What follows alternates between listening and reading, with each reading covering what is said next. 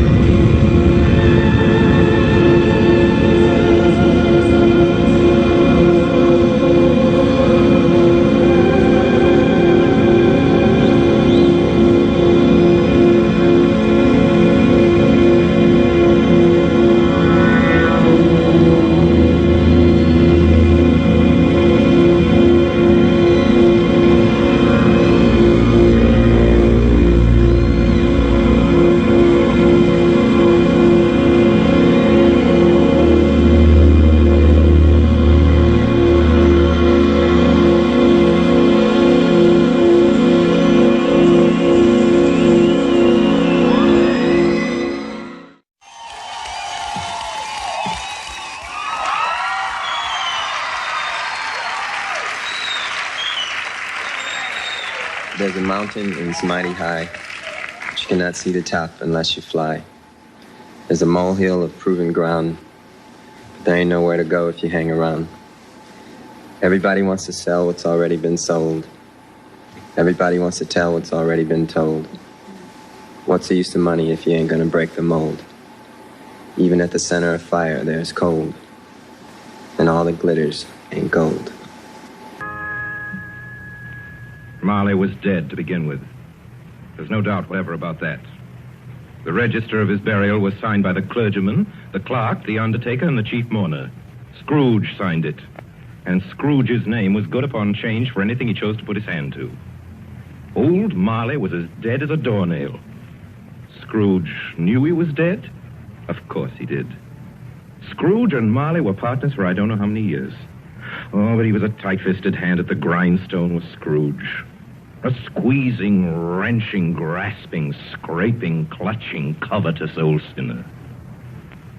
And once upon a time, of all the good days in the year, on Christmas Eve, old Scrooge sat busy in his counting house, a grim, cheerless place if ever there was one. The door of Scrooge's counting house was open, that he might keep his eye upon his clerk, Bob Cratchit, who in a cold and dismal little cell beyond worked at his ledgers. 19, 20, 21, 22.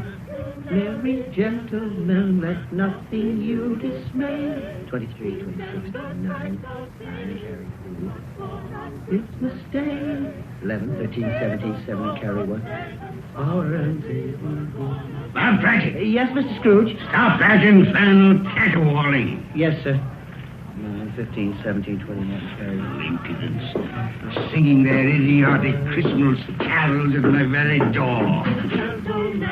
Go somewhere else and bellow your blasted carols, or I'll give you in charge. Sorry, Governor. It's an old custom at Christmas time, you know.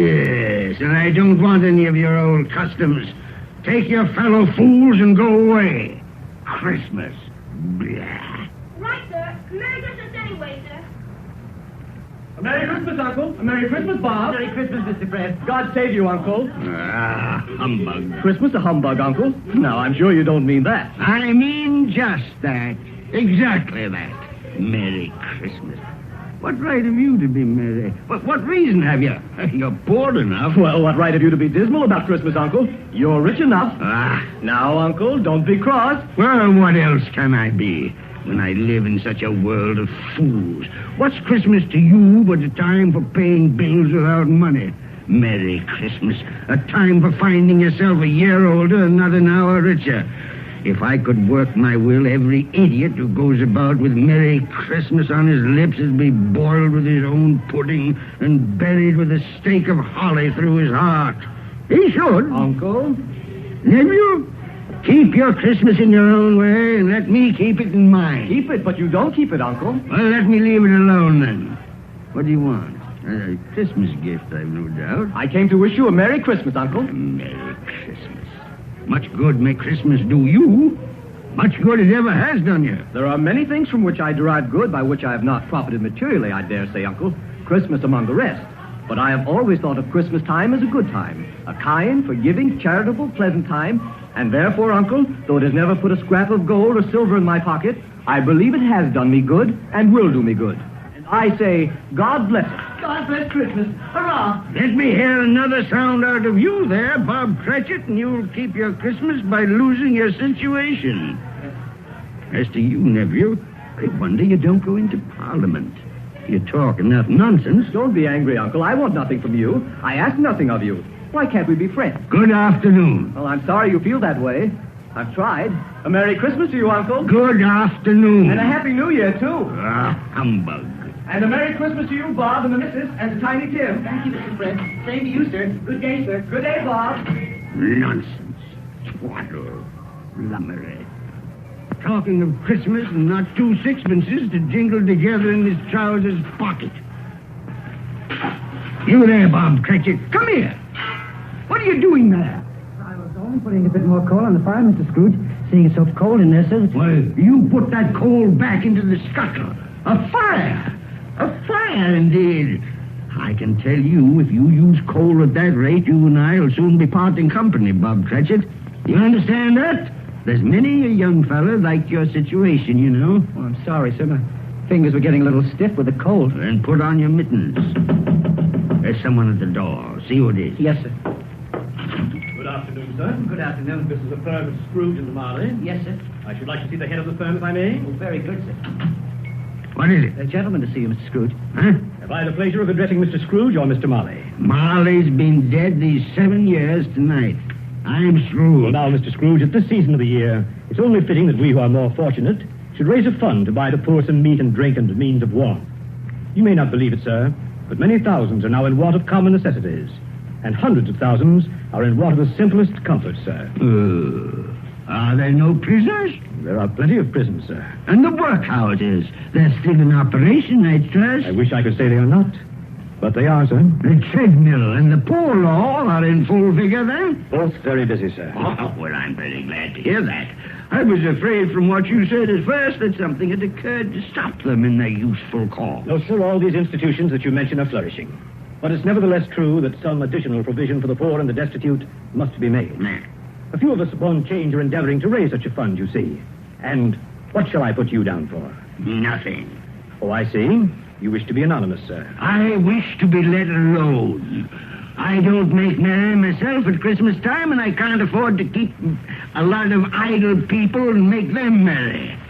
I help support the establishments that take care of the poor. They cost enough. Let those who are badly off go there. Many can't go there, sir. And many would rather die. Well, then, my advice to them is to do so and decrease the surplus population. Besides, I've only your word for it that all this is so. The truth, Mr. Scrooge. Well, so be it then. It's not my business. It's enough for a man to understand his own business and not to interfere with other people's. Mine occupies me constantly. Good afternoon, sir. I quite understand, Mr. Scrooge. Cratchit, show this gentleman out. Yes, sir. This way, please. Sir, I couldn't help overhearing. I should like to contribute threepence. Cratchit! Yes, sir. It isn't much, but it's all I can afford. But there are others in worse situation than I am. You're a generous fellow. I wish I might say so of your employer. Cratchit! Yes, sir. Good afternoon, sir. Good afternoon. Merry Christmas. Merry Christmas. Yes, sir. Merry Christmas. Close the door. Yes, sir. I have closed it, sir. 24, 31, 1 and carry 3. A new scarlet tippet for Tiny Tim. And a comb for Martha. 33, 3 and carry 3. Hair ribbon for Belinda. 4, 7, 12, 15. I suppose you want the entire day tomorrow. If it's quite convenient, sir. It's not convenient, and it's not fair. But I suppose I can't do anything about it.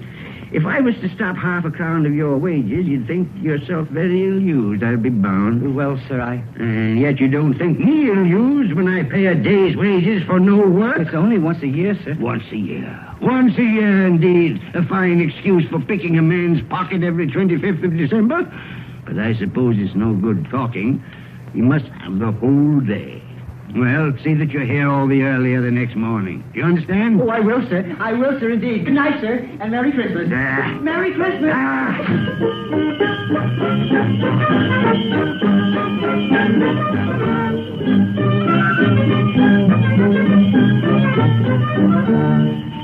The office was closed in a twinkling, and Bob Cratchit, with the long ends of his white comforter dangling below his waist, for he boasted no greatcoat, went down a slide on Cornhill 20 times in honor of its being Christmas Eve, and then ran home to Camden Town as hard as he could pelt to play with his family at Blind Man's Buff.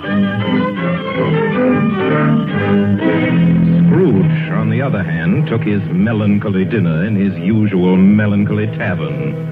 Having read all the newspapers and spent the rest of the evening with his banker's book, went to his dismal house. Darkness is cheap, and Scrooge likes it. The yard was so dark that even Scrooge, who knew its every stone, had to grope with his hands through the fog and the frost to find the door. Scrooge walked through his rooms to see that all was right. Sitting room, bedroom, lumber room, all as they should be. Nobody under the table, nobody under the sofa. Nobody under the bed, nobody in the closet. Closed the door. Locked himself in, double locked himself in. Then took off his cravat, put on his dressing gown and slippers and his nightcap, and sat down before the fire to take his gruel.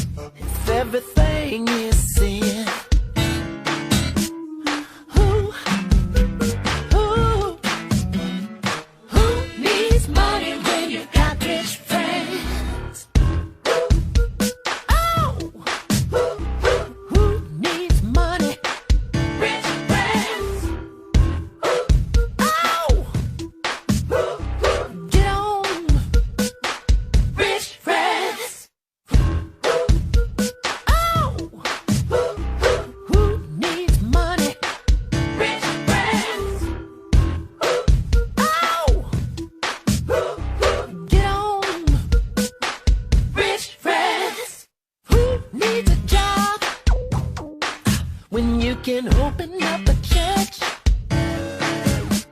You can't buy happiness, but you can pay for the search. God in the cause, listen, of all your pain. Ain't nothing worse than crying the blues in a private plane. Private plane. Tell me who needs money when you got rich friends? Who needs money? Rich friends.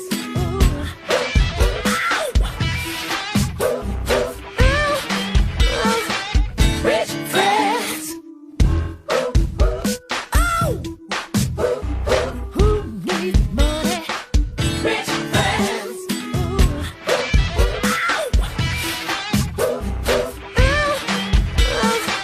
Rich friends. Who needs cash? When you can get a plastic card. Oh, don't worry about tomorrow, y'all. Tomorrow, y'all. I said it's much too hard. Oh, let's all charge the fisherman with the fat bottom line. Drop it in the water. Hook a fish every time.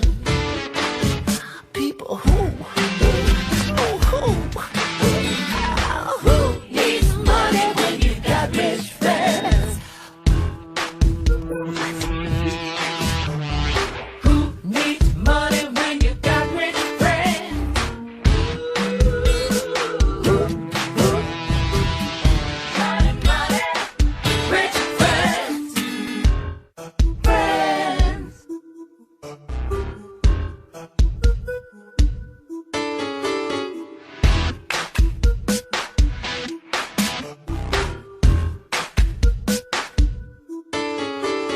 Spend another holiday playing in Spain. Flip it on the eBay. The carpet stain. Just like the windows in the church that you bought in your name. I guess another holy man. Ooh, he died in vain. Yes, he did, yo. Who? Tell me who? Oh, who needs money when you got rich friends? Tell me, tell me, tell me, tell me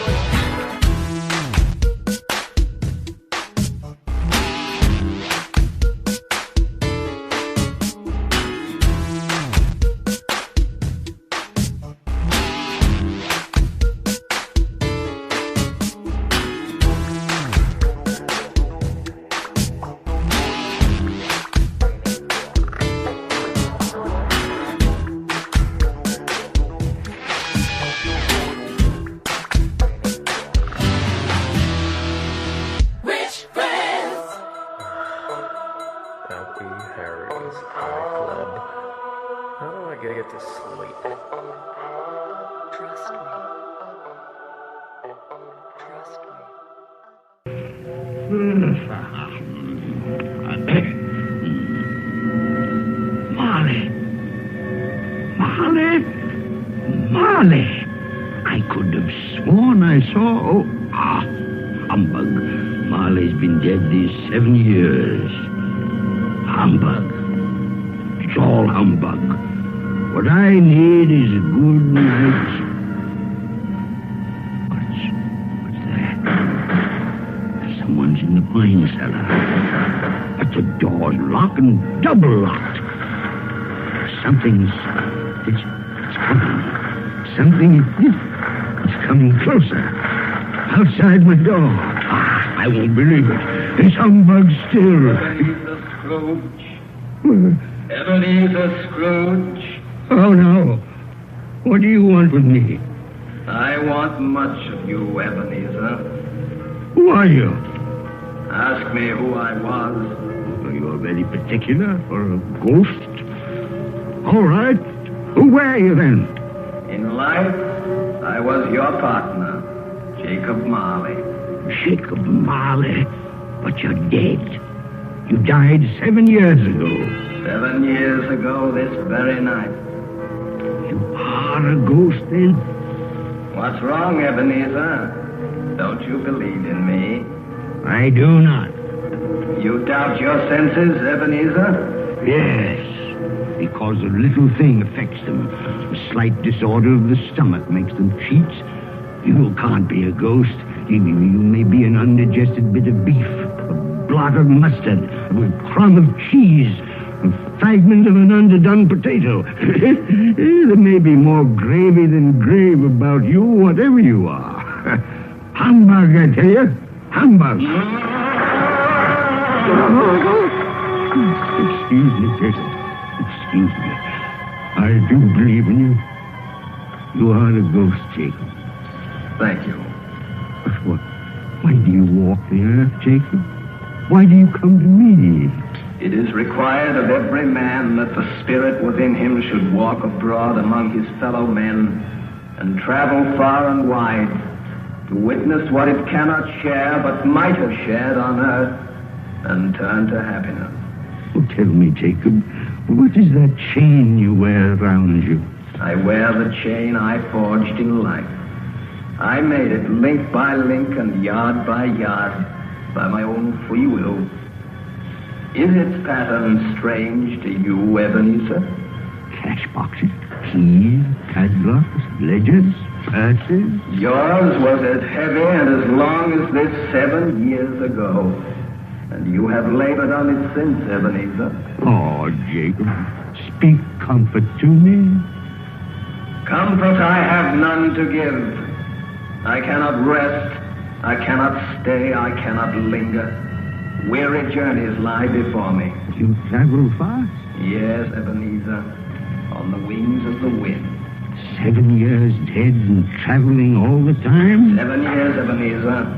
7 years of remorse.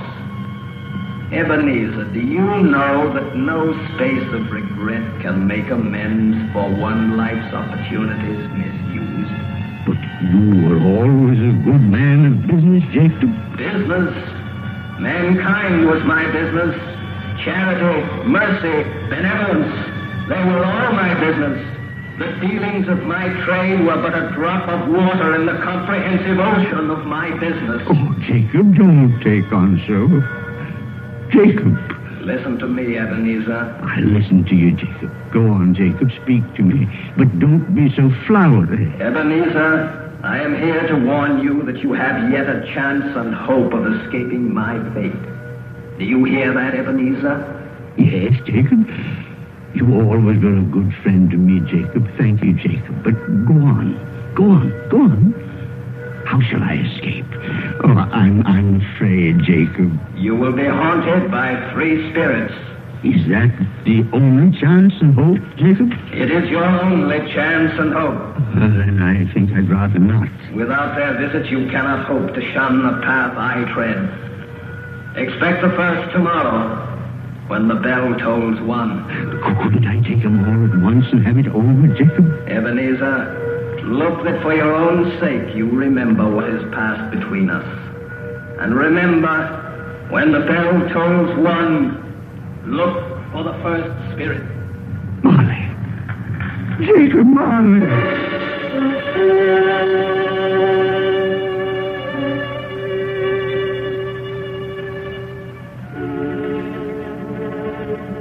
Scrooge awoke. He was lying on his bed fully dressed. Suddenly the curtains of his bed were drawn aside. Scrooge found himself face to face with the unearthly visitor who drew them.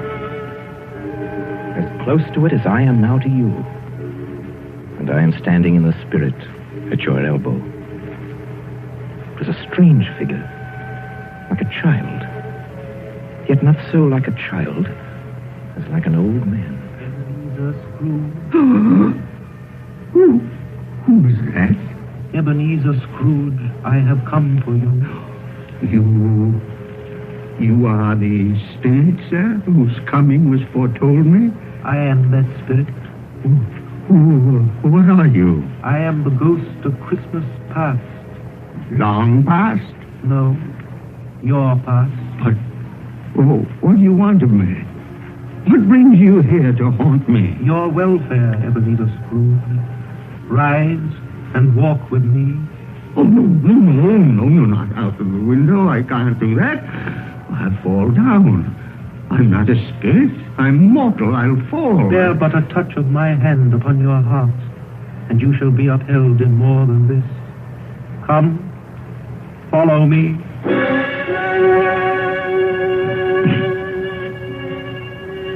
Where are we? What's become of the city? And there's snow upon the ground. Where are we? These are the shadows of the things that have been. You recognize this countryside? Oh, I know every inch of it. Every rock, every tree. And that bleak building over there? That building. I was a boy there.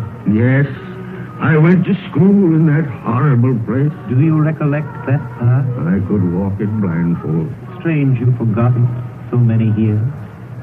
Come, let us go closer. Look through the window into that cold, barren room. What do you see, Ebenezer Scrooge? I see a boy. A solitary child, neglected by his family, alone. Yes, I see. I know that boy. Oh, I was so lonely. Poor boy. Your lip is trembling, Scrooge. And what is that on your cheek? It's nothing at all.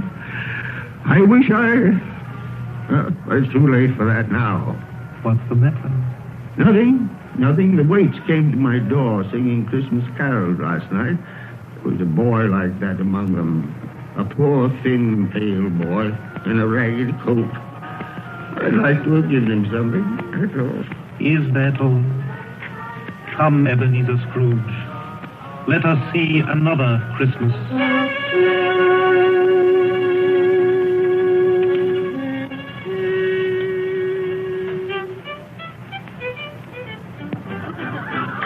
Do you know this place, Ebenezer Scrooge? Know it? Why, this is the counting house where I was apprenticed. Listen. Your partners. Why, it's my old master. Bless his heart, old Fezziwig. My master, alive again, and hosting one of his Christmas parties. Listen to him. Red the needle and back to your places. There's Dick Wilkins. Poor Dick. Dear, yes? And look, there's Mrs. Fezziwig herself, looking younger than any of them. And the tables all loaded with roast and cider and mince pie and beer. Oh, what a jolly time we used to have. That carefree young man with the light heart and the gay smile. Do you recognize him? Yes. Merciful heaven. How happy I was then. A small matter for old Fezziwig to make those silly folks so full of joy. Small matter? Small indeed. Isn't it? He has spent only a few pounds of your mortal money. Is that so much that he deserves praise? It's not that. It's not that, Spirit. Old Fezziwig has the power to make us happy or unhappy, to make our service light or heavy. His power lies in words and looks, in things so tiny it's impossible to count him up. The happiness he gives is quite as great as if it cost her... What is the matter? Nothing. Nothing at all, Spirit. Something, I think. No. Speak. No. Only, it's just that I should like to be able to say a word or two to my clerk, Bob Cratchit, just now, that's all.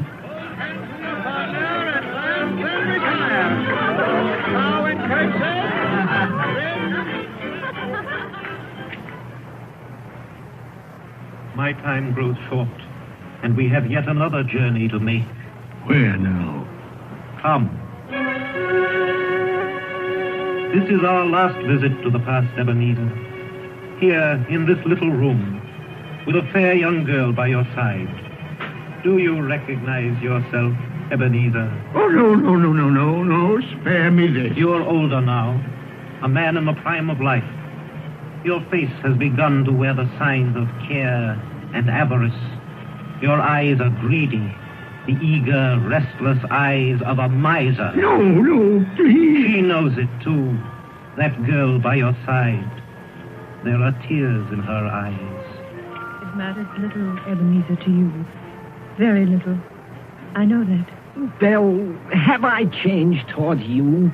When we were engaged, we were both poor. Was it better then? Better to be poor? Better at least to be happy. You're changed. You were another man then. I was a boy.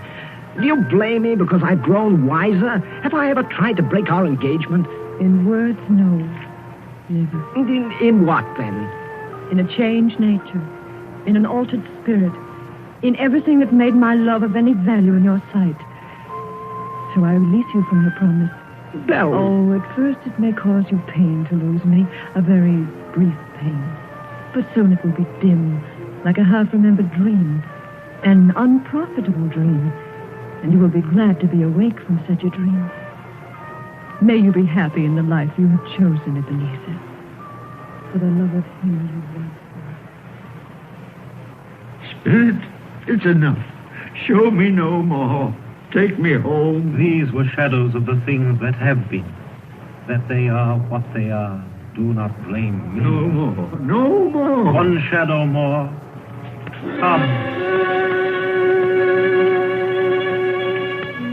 Do you see this man, Ebenezer Scrooge? This man might have been you, and the woman beside him your wife. And that girl might have been your daughter, Ebenezer Scrooge. She might have called you father. She might have been a springtime in the haggard winter of your life. Please let me go. Show me no more. Listen now, while they speak, Ebenezer. Belle, I saw an old friend of yours today. Who was it? Yes. How can I? It's... Oh, I know. Mr. Scrooge. Mr. Scrooge it was. I passed his office window. It wasn't shuttered, and there was a candle inside, so I couldn't help seeing him. His partner, Marley, lies at the point of death, I hear. And there Scrooge sat all alone. Quite alone in the world, I do believe. Spirit, I can bear no more. Leave me.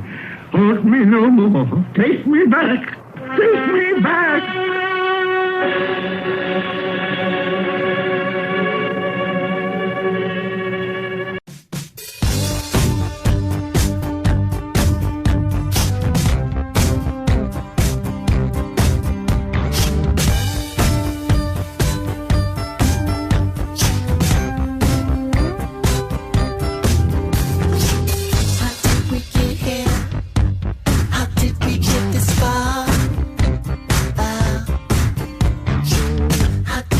So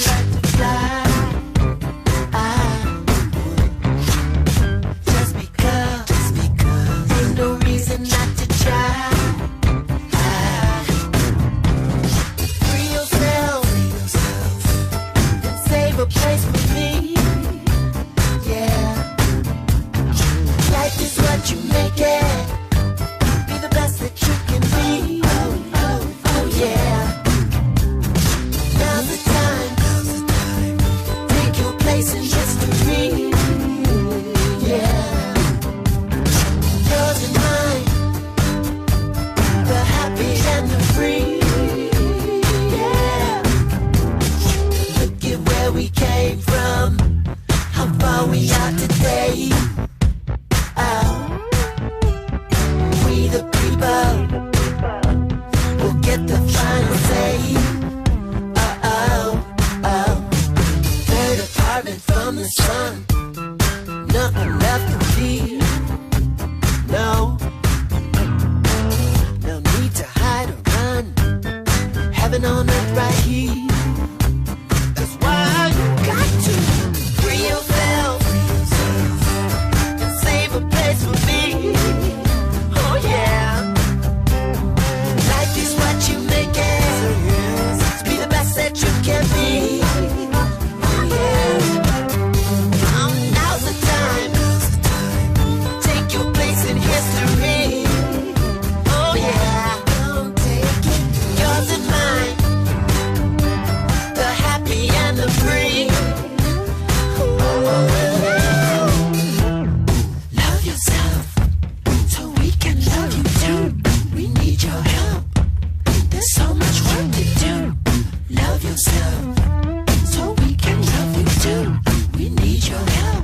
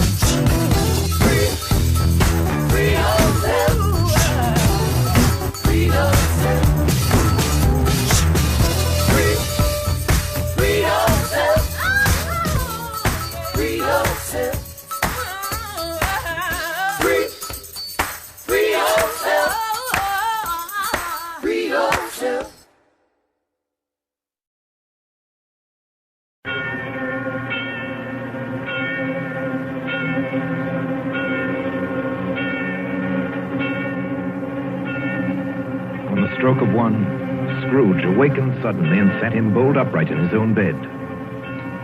He remembered the words of Marley's ghost and wondered from which direction the second specter would appear.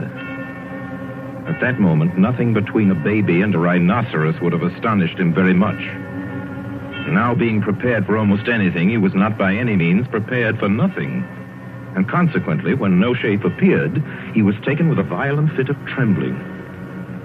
5 minutes, 10 minutes, quarter of an hour went by, yet nothing came. Then, as he sat in his bed, he became aware gradually of a great blaze of ruddy light that seemed to shine upon him from the adjoining room. He got up softly and shuffled in his slippers to the door. It was his own sitting room, there was no doubt about that. But it had undergone a surprising transformation. The walls and ceiling were so hung with living green that it looked a perfect grove. And there sat a jolly giant, glorious to see, who bore a glowing torch in shape not unlike Plenty's horn, and held it up high up to shed its light on Scrooge as he came peeping round the corner. Come in, Ebenezer Scrooge, and know me better, man. You're... I am the ghost of Christmas present. Spirit, take me where you will. Last time I went against my will and learned a lesson which is working now. If you have anything to teach me, let me profit by it. Touch my robe, Ebenezer Scrooge. Touch my robe.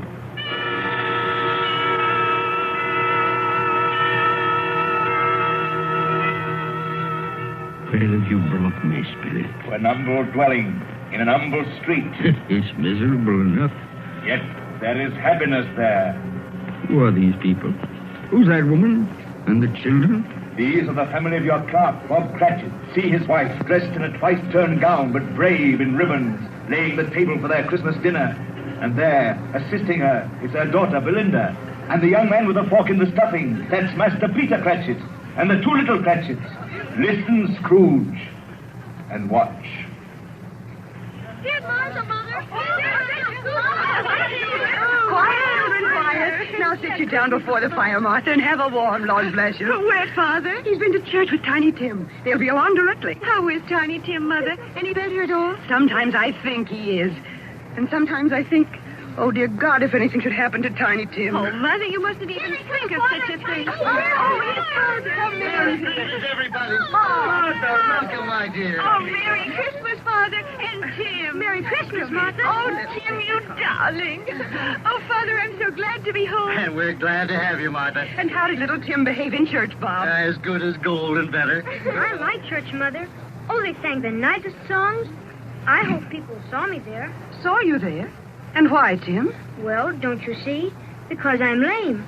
And if they saw my crutch, it might be pleasant for them to remember on Christmas who it was made lame beggars walk and blind men see. Bless you, my son. Are we ready to eat, Mother? Oh, come on, children, you're all ready. Come, take your places and wait your turn. There's plenty of stuffing and dressing and plum pudding for all of you. Martha, take care of Tiny Tim and see that he eats plenty. Yes, he must Mother. get strong and well. Now sit down, everyone. Yes, come on, Tiny Tim. And now, my dears. I see a vacant seat in the poor chimney corner, and the crutch without an owner, carefully preserved. No, kind spirit. Say he'll be spared. Say he'll live. If these shadows remain unaltered by the future, Ebenezer, the child will die. And to praise thy name. Amen. Amen. And now, my dears, with such a dinner, a toast. A Merry Christmas to us all, and God bless us. God bless us, everyone. And now to Mr. Scrooge. I'll give you a toast to Mr. Scrooge, the founder of the feast. Oh, the founder of the feast, indeed, who pays you all 15 shillings a week. I wish I had him here. I'd give him a piece of my mind to feast on, and I hope he'd have good appetite for My it. dear, the children, Christmas Day. It should be Christmas Day, I'm sure, on which one drinks the health of such an odious, stingy, unfeeling man as Mr. Scrooge. You know he is, Bob. Nobody knows it better than you, poor fellow. My dear Christmas Day. I'll drink his health for your sake and the day's, not for his. Long life to him. A Merry Christmas and a Happy New Year. He'll be very merry and very happy, I have no doubt. And I say God bless him too, Mother, and everyone. Yes, Mr. Scrooge. Very well.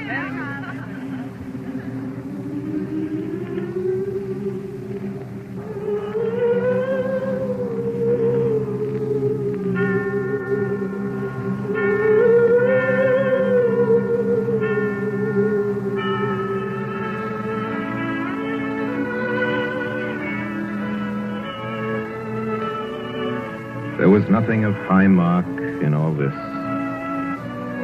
They were not a handsome family, these Cratchits. They were not well dressed. Their shoes were far from being waterproof. Their clothes were scanty and had known, very likely, the insides of a pawnbroker's. But they were happy, grateful, pleased with one another and contented with the time. And when at last they faded, Scrooge had his eye upon them, and especially on Tiny Tim until the last. Many calls Scrooge made that night with a ghost of Christmas present. Down among the miners they went who labor in the bowels of the earth, and out to sea among the sailors at their watch, dark, ghostly figures in their several stations. Much they saw and far they went, and many places they visited, but always with a happy end. The spirits stood beside sick beds, and they were cheerful. On foreign lands, and they were close at home. By poverty, and it was rich.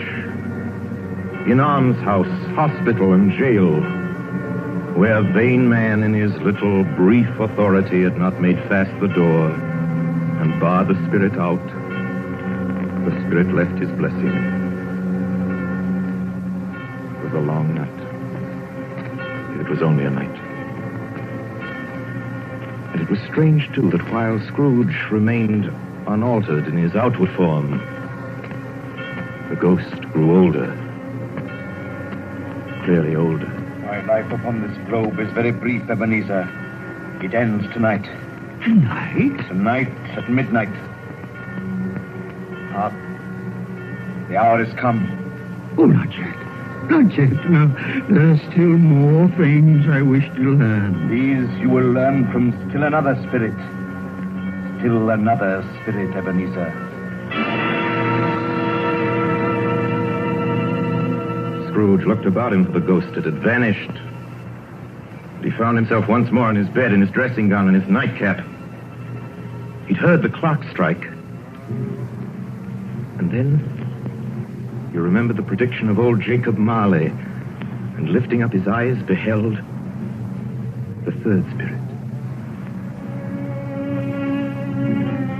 A solemn phantom, shrouded in black, draped and hooded, coming towards him slowly and silently, like a mist along the ground.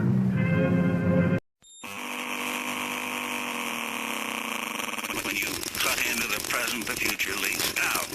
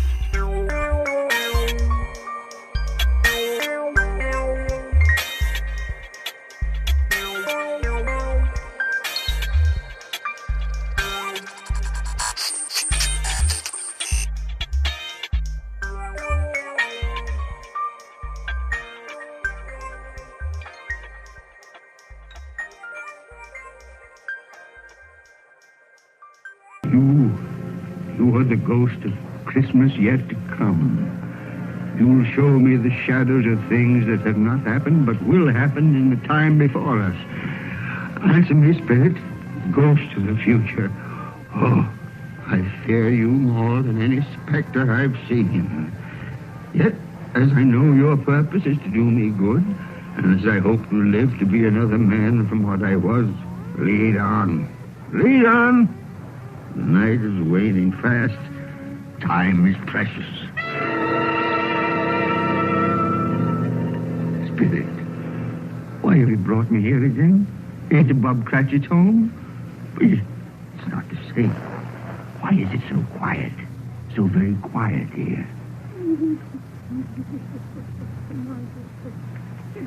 Mother, please. Oh, my son. My little son. Tim. I loved him so. Mother, dear, you mustn't. It's almost time for Father to be home. Don't let him see you crying.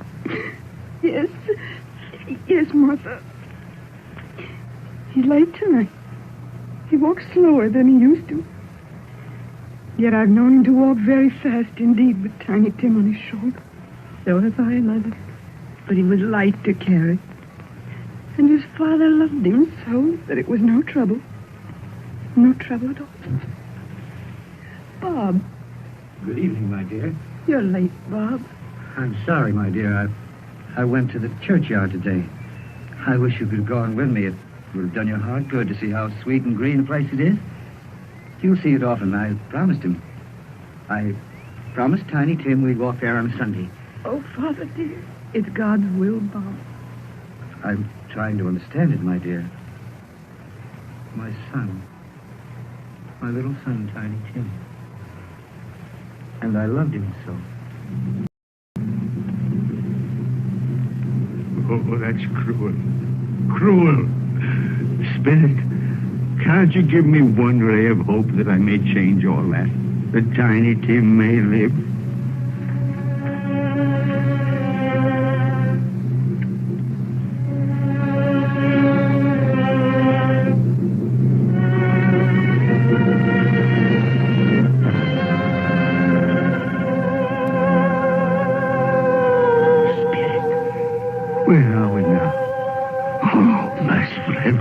Churchyard, overrun by grass and weeds, choked with too much burying, desolate, a lonely, crumbling gravestone.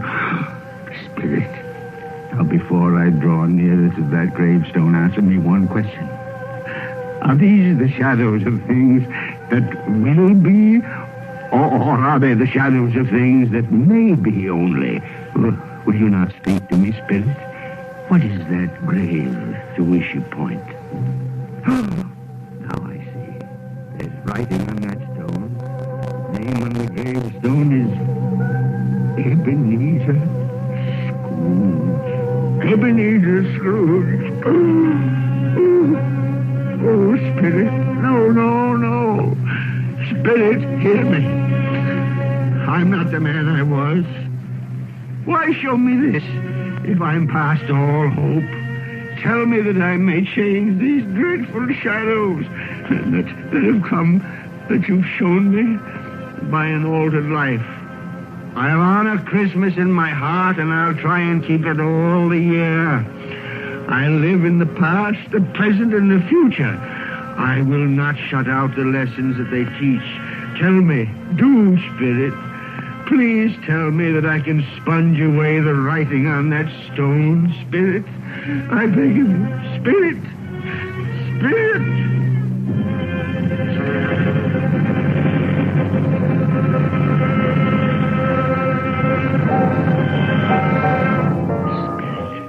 I promise on my knees. I promise.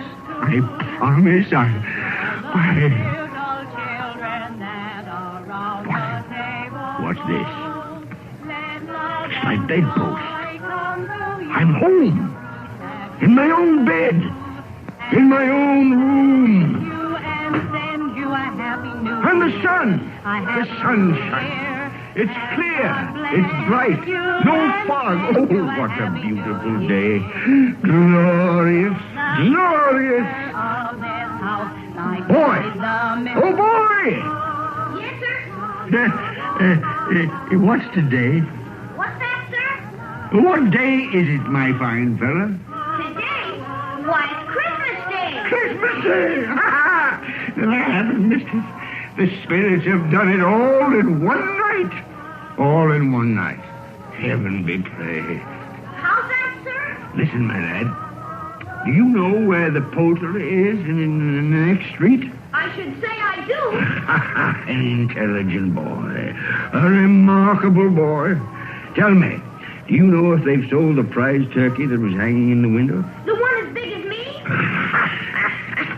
What a delightful boy. It's a pleasure to talk to you. Yes, my buck? It's hanging there now, sir. Oh, that's wonderful. Now go around, will you, and tell them to send it to Bob Cratchit and his family on Broad Street. And mind you, they're not to know who paid for it. Now hurry along, my lad. And here's $0.50 for your trouble. Yes, sir. Yes, sir. And a Merry Christmas. And a Merry Christmas to you, too, my boy. Oh, I don't know what to do. I'm as light as a feather, as happy as an angel. I'm as merry as a schoolboy. A Merry Christmas. A Merry Christmas to everybody. A Happy New Year to all the world. Whoop! Whoop!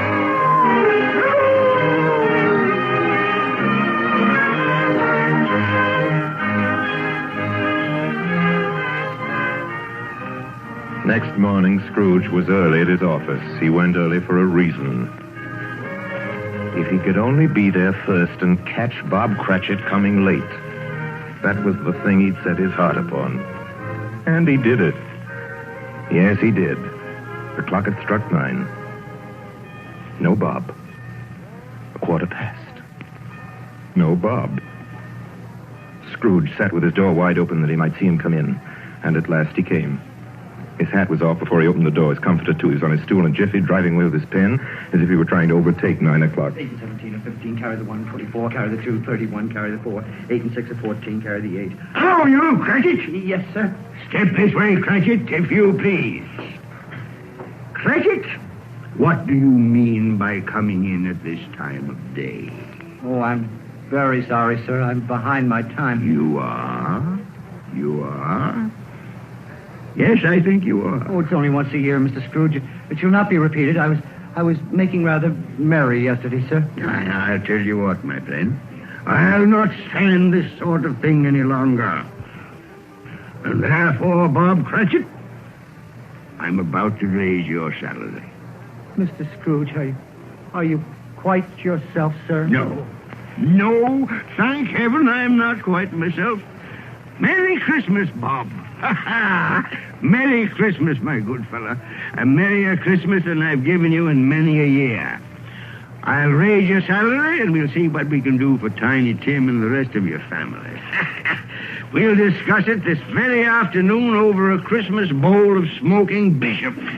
Bob, make up the fire. Make it up and buy another coal scuttle before you dot another I.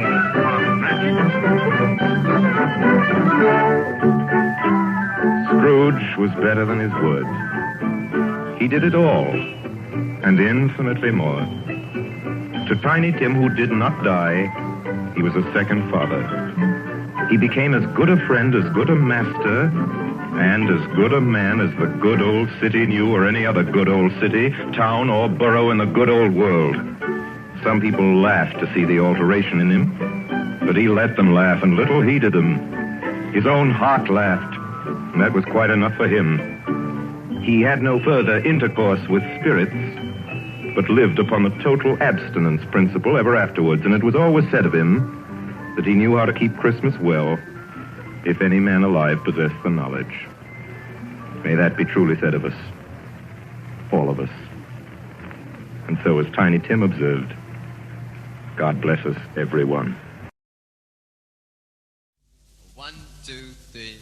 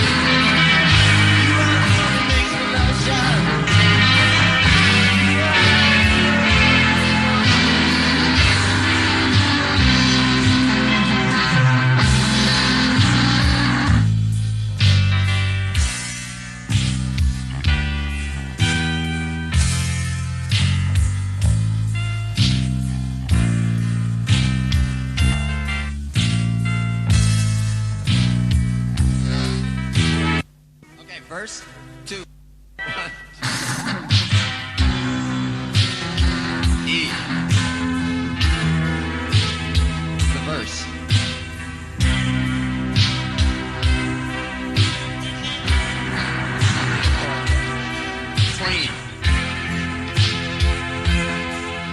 It's too blocky, like, take the strings out.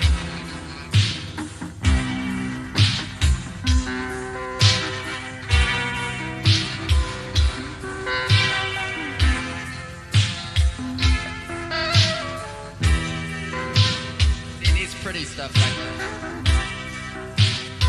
finger picking.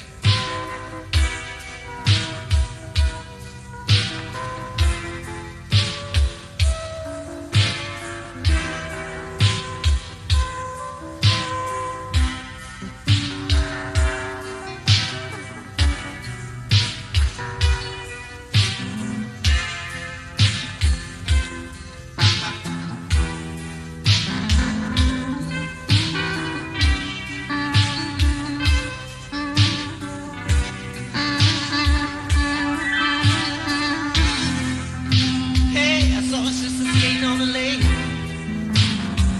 this afternoon.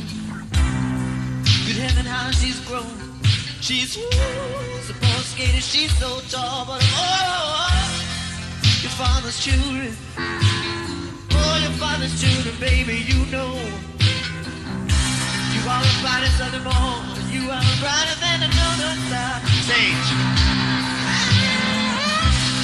Last string. Been another lonely Christmas. We need repeat on the voice. Darling, darling, you should be there. All the ones I dream about. You are the one that makes my love shout to see. You are the only one that I care for. First.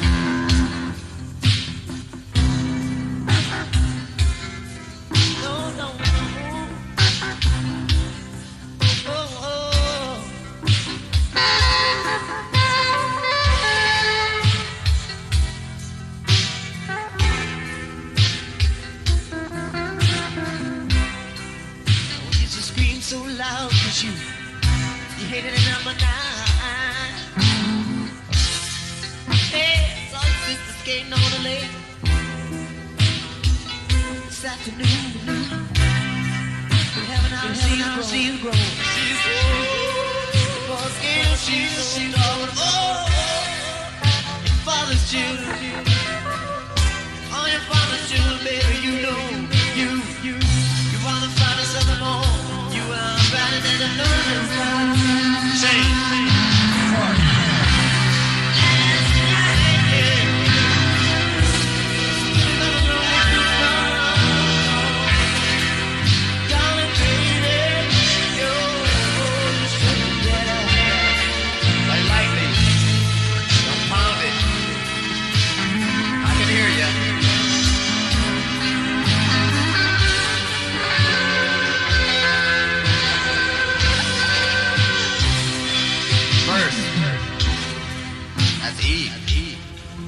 Swimming in Father's pool. Boy, it wasn't except that night. But boy, was it ever cool. Remember the time I played money? You robbed me blind. Used to scream so loud at you hated a number 9. Saw you.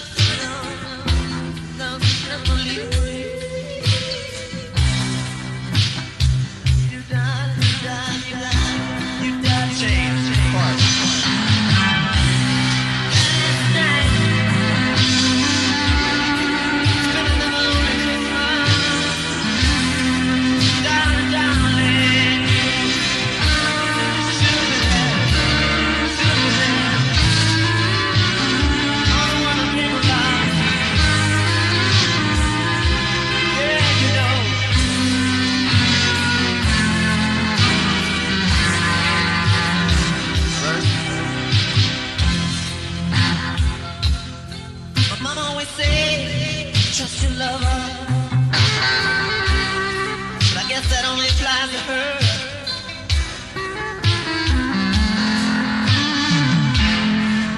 Baby, you promised me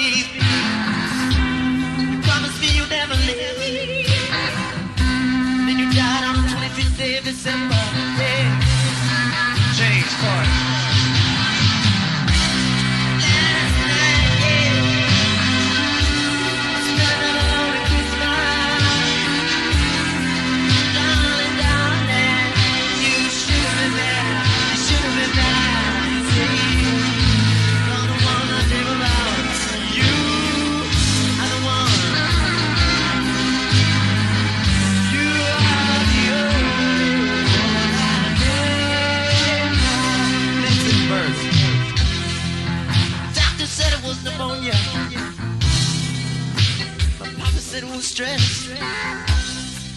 The doctor said you were dead, and I see it since lately. Now every night for 7 years now, I drink banana daiquiris till I'm blind. You never leave my tears, another lonely Christmas is mine. Hold it, beef, hold it, beef. Mine, hold it, beef. Mine, chorus.